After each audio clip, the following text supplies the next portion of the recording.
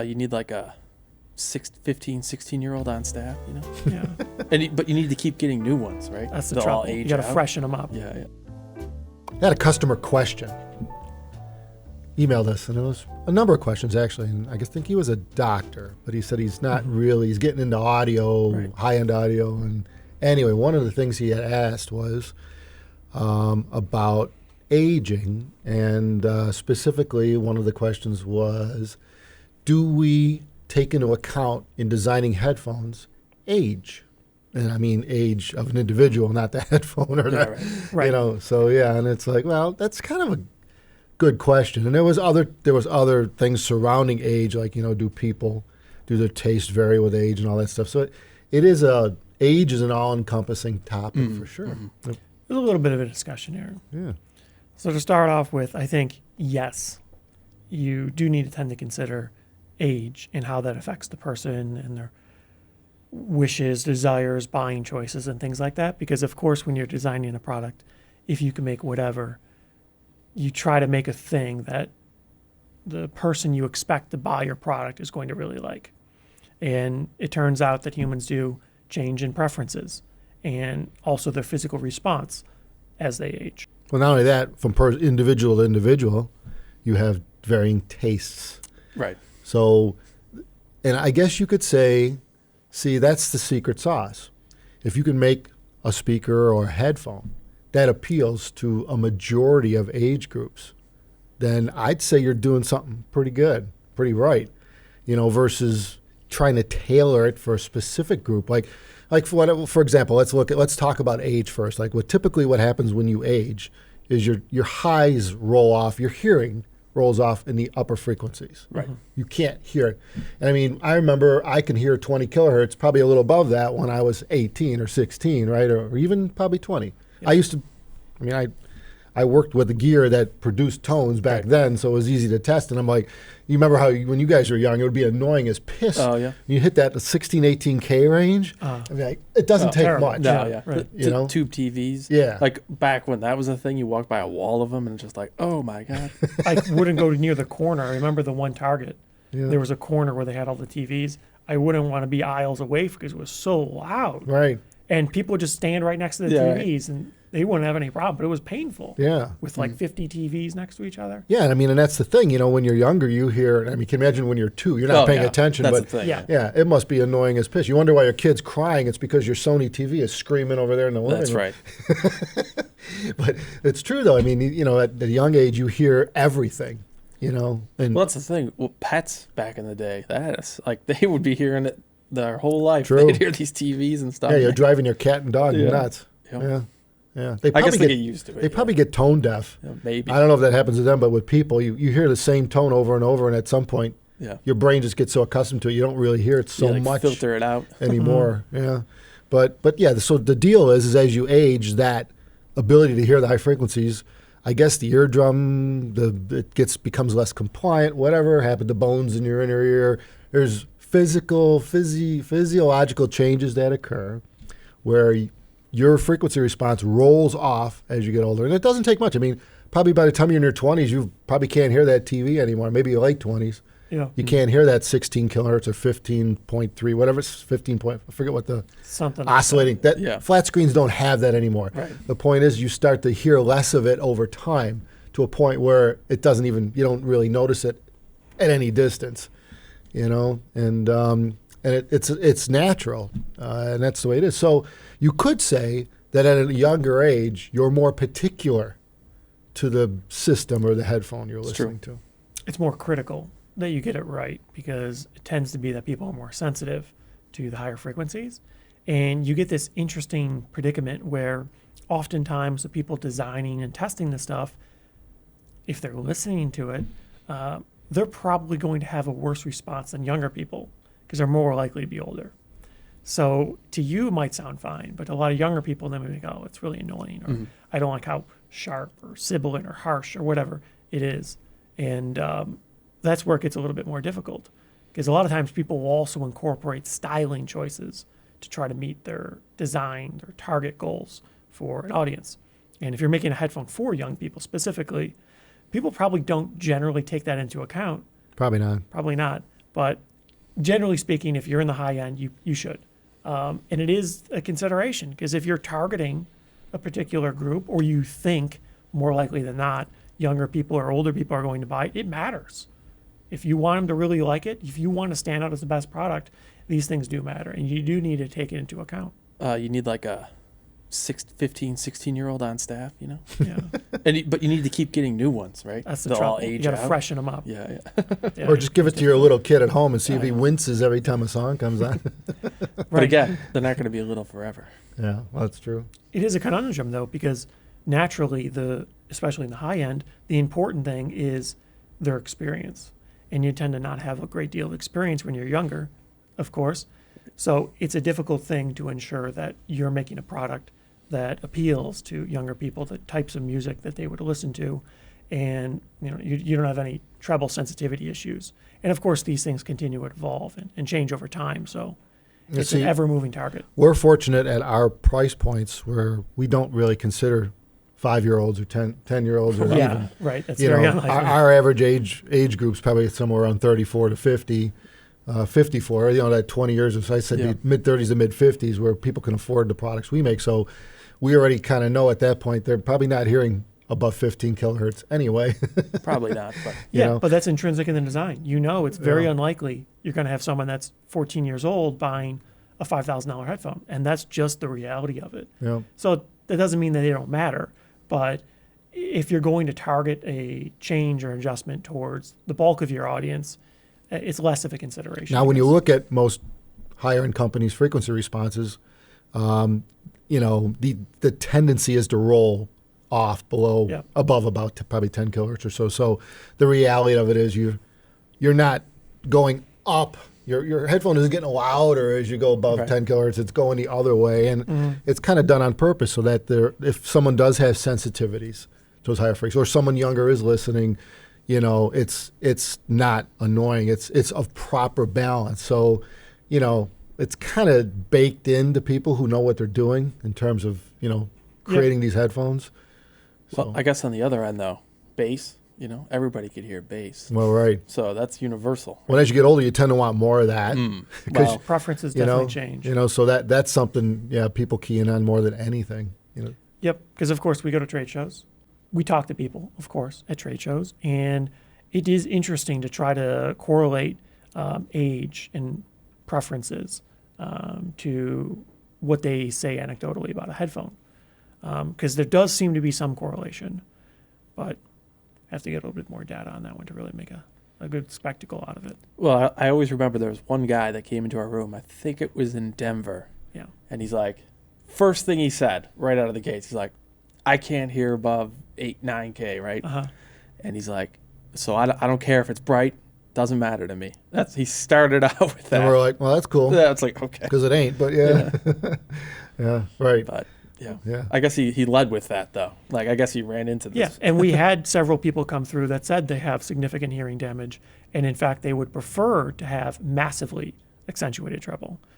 We had somebody that asked us, I think it was actually the same show, that said, do you have something that's super bright? No. Because I can't hear, Right. and I would like to be able to. Yeah. I'd like to exaggerate And the answer is we don't do that. Yeah, well, Yeah. We just don't do that. to EQ up all the Yeah, but that's what you do. I mean, obviously, if you're looking for something like that, right, EQ's your friend. I mean, I don't think it would be harmful in terms of a headphone to EQ the living hell out of the highs. I wouldn't Depends on do the that product. with a loudspeaker or speakers because you'll be popping tweeters. But with a headphone, it's probably not an issue.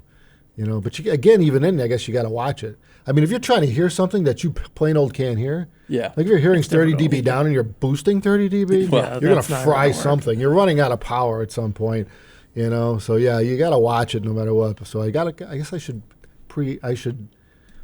what do you call that? Put a little disclaimer up. Yeah, disclaimer: don't EQ anything above about 8 to 10 dB. 30 dB. Yeah, if you need to go 30 dB, it's not going to happen. You're going to run out of steam. The amp's going to run out. You're going to have all kinds of problems. You may not even hear the problem you're having.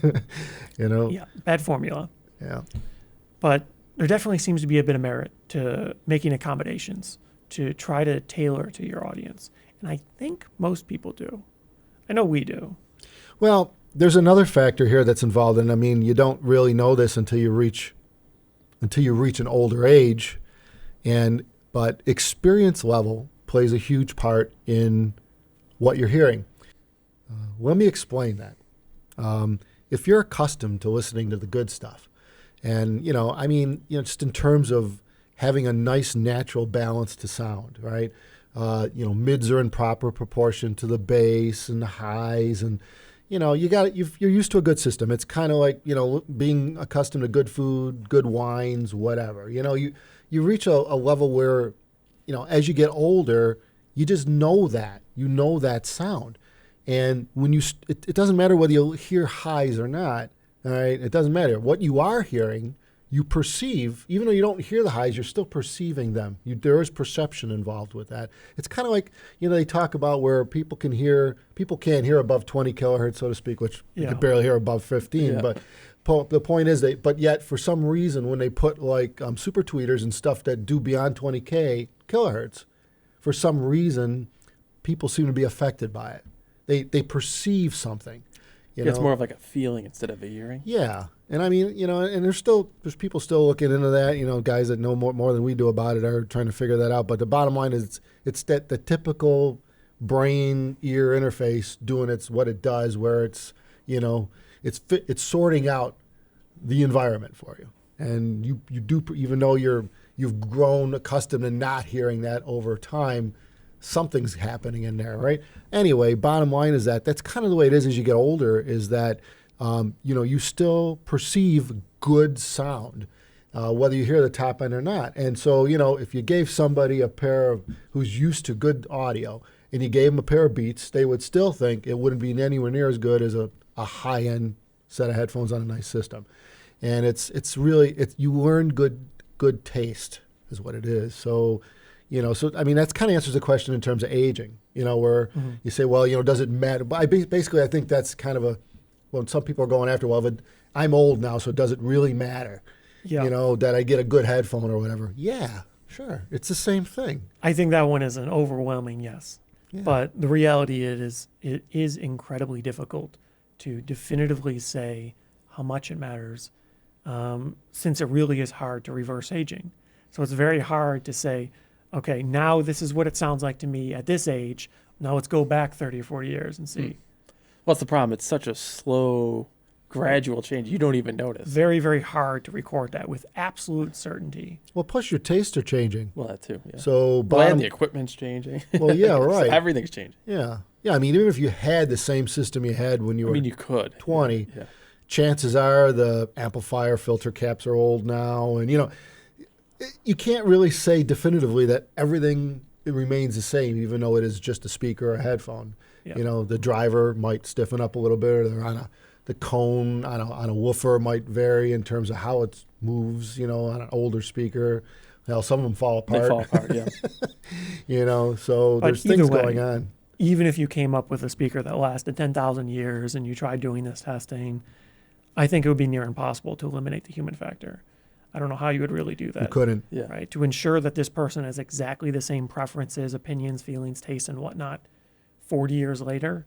Yeah. Impractical. And you won't. I mean, I can tell you right now, you won't. Not, it don't matter how hard you try, it doesn't work like that. Well, and on an individual basis, doesn't really even matter, because to you, if it sounds good, it sounds good, right? Right. So that's what I was getting. That's the bottom line. Yeah. And we see people at shows that are a very wide range of age. We've seen people that are, 16, 17, 18, all the way up to 60s, 70s, 80s. And we've talked to quite a few of them. And from my experience, overwhelmingly, there doesn't seem to be that wide a discrepancy. On average, you see a bit more enthusiasm with the young folks, which makes sense. Especially when they hear something they really like. Yeah. Yeah. Like, we had like their dads in there with their sons. And Right. They'll sit it's them a down. new experience. Yeah, right. though. Right. That's true. Yeah. But they'll put his music on. They'll throw up title and go, put something my son will like, And the kid doesn't want to leave the booth, and he's just into it, and that's kind of cool. That's kind of what it is about, and obviously it's working for the 10-year-old or the 12-year-old just as much as Right. it does for the father who's Right. in his 30s. So, that's design. Like that's what you're after in good audio design and good playback design, where, the music sounds like the music. And that's really what we're keying in on. It's not, here we are talking about the gear and how ears age and all this stuff. But the reality of it is we still want to hear the guitar like it's a guitar being played in front of us. We still want to hear a drum kit like it's a drum kit being played in front of us. And we're after that.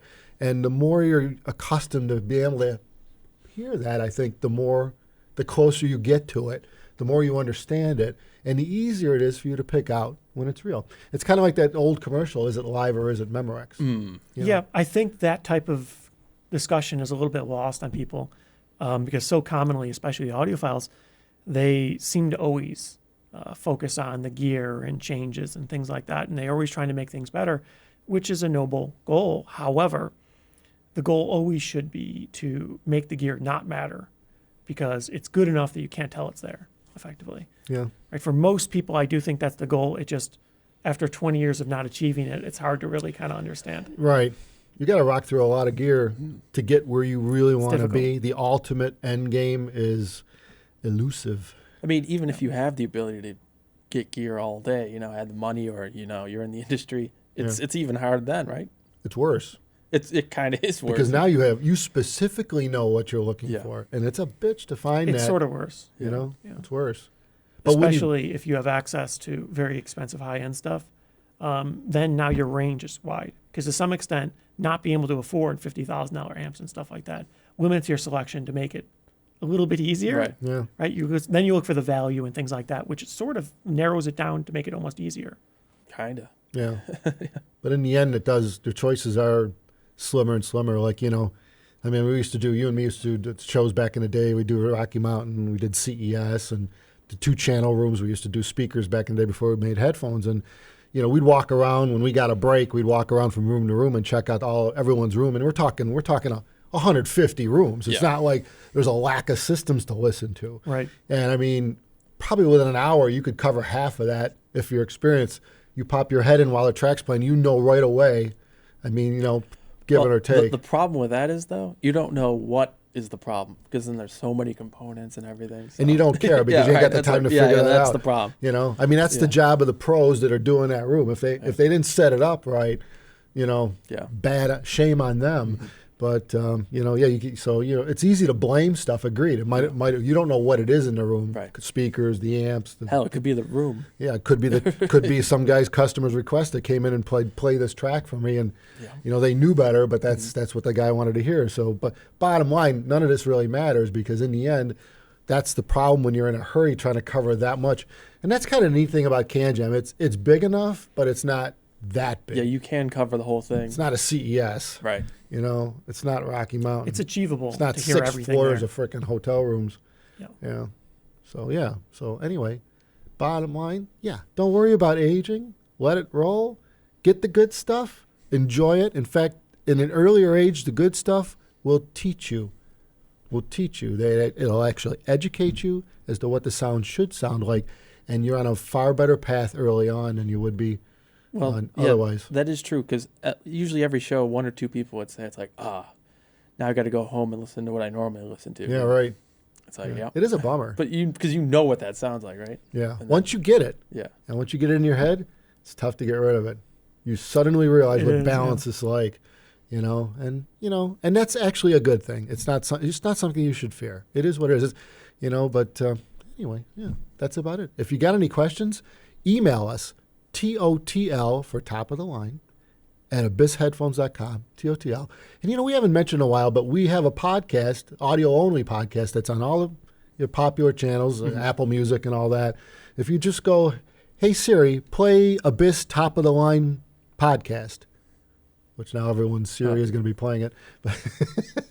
iPhones all. Yeah, iPhones are all going. But if you guys want to listen to some of our stuff on there, that's all on there. And we're working on getting Dolby Atmos on there. Ooh. Work in progress. Big secret. Yeah, it's a big secret. Yeah, we'll see how that goes. Yeah.